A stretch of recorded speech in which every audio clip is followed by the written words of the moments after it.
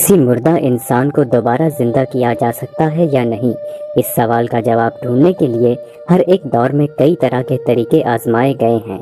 जाहिर है कि जिस जगह इतने सारे मुर्दे हों वह कब्रिस्तान ही कहलाएगा।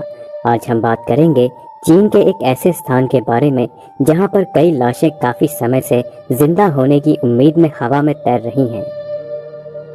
चीन के सिचुआन प्रांत के गौनजियान इलाके में हजारों सालों से ये कब्रिस्तान दुनिया भर में एक रहस्य बना हुआ है। पहाड़ पर एक तरतीब से लटकाए गए ये ताबूत हवा में झूलते हुए नजर आते हैं। आज के युग में भले ही हमारी दुनिया ने तरक्की कर ली हो, लेकिन हजारों साल पहले ये कब्रिस्तान कैसे बना था, इस सवाल ने आज भी लोगों को परेशान कर रखा है। स्थानीय लोगों का मानना है कि इन ताबूतों में बंद शवों को छेड़ना उनके लिए भारी पड़ सकता है, क्योंकि एक खास तरह के धार्मिक क्रिया के बाद उन्हें इन ताबूतों में बंद किया गया है। कहा जाता है कि इन शवों को बो नामक जनजाति के लोगों ने दफनाया है और ये समुदाय चीन का सबसे पुराना आदिवासी कबीला है, जिनका मानना था कि शवों को हवा में लटकाने से उनके जिंदा होने की संभावना रहती है। तो कुछ लोगों का ये मानना था कि इन्हें हवा में लटकाने का मकसद ईश्वर से मिलने की इच्छा थी और मरने वाला खुद अपनी जगह इस कब्रिस्तान में तय करता था और उसके मरने के बाद उसे ताबूत में बंद करके यहाँ लटका दिया जाता था। लोगों का कहना है कि ये ताबूत यहाँ के राजा और उसके परिवार के हैं। खास बात तो ये है कि ये ताबूत आम ताबूतों से बिल्कुल अलग है, जिन्हें बनाने के बाद इन्हें कांसे के कवर में ढक दिया गया। इन सभी ताबूतों को पहाड़ पर एक ही सीध में लटकाया गया है और इनके ऊपर पहाड़ का निकला हुआ हिस्सा ऐसा आभास कराता है कि जैसे वह एक छाता हो। इस कब्रिस्तान में ताबूतों को दो अलग अलग तरीकों से लटकाया गया है। कुछ ताबूतों को पहाड़ पर लकड़ी के मजबूत लट्ठे ठोककर टिकाया गया है, तो कुछ ताबूतों को पहाड़ में उनके साइज जितना छेद करके रखा गया है। पहाड़ में गाड़े गए ये लकड़ी के लट्ठों को देखकर ये समझ पाना बेहद मुश्किल है कि आखिर उस समय इन पत्थरों में इतने बड़े छेद कैसे किए गए होंगे और उसके बाद इन भारी भरकम लट्ठों को यहाँ तक कैसे पहुँचाया गया होगा।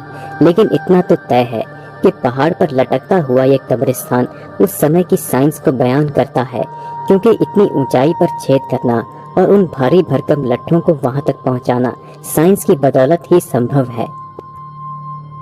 अब सवाल ये उठता है कि इतनी ऊंचाई पर इन ताबूतों को कैसे पहुंचाया गया होगा। इतिहासकारों और पुरातत्वविदों का मानना है कि पहले पहाड़ के नीचे मिट्टी का ढेर खड़ा किया गया होगा, जिसके जरिए इन ताबूतों को पहाड़ पर पहुंचाया गया। तो कुछ लोगों का कहना है कि इन्हें रस्सी की मदद से इतनी ऊंचाई तक पहुंचाया गया। तो वहीं कुछ लोगों का ये भी मानना है कि जिस वक्त इन ताबूतों को लाया गया तब वहां एक नदी बहती होगी जिसका जल स्तर काफी ऊपर था और इन ताबूतों को किश्तियों के जरिए ही लाया गया होगा।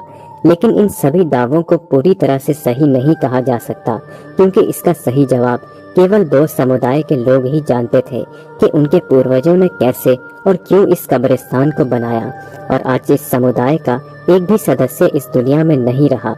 किसी समय चीन पर राज करने वाला ये समुदाय अचानक कहाँ गायब हो गया, ये भी एक रहस्य बनकर रह गया।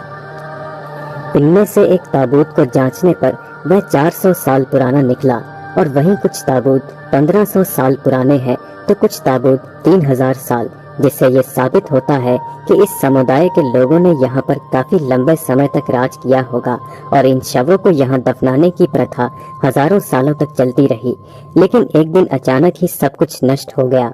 वैज्ञानिक आज भी इस रहस्य को सुलझाने में लगे हैं कि आखिर इस समुदाय के साथ ऐसा क्या हुआ था, या इन पर किसी दूसरे समुदाय के लोगों ने हमला किया होगा। लेकिन आज तक इस सवाल का जवाब नहीं मिल पाया और ये लटकता हुआ कब्रिस्तान आज भी एक रहस्य बना हुआ है। तो दोस्तों, आप अपने विचार हमें कमेंट्स के माध्यम से जरूर बताएं।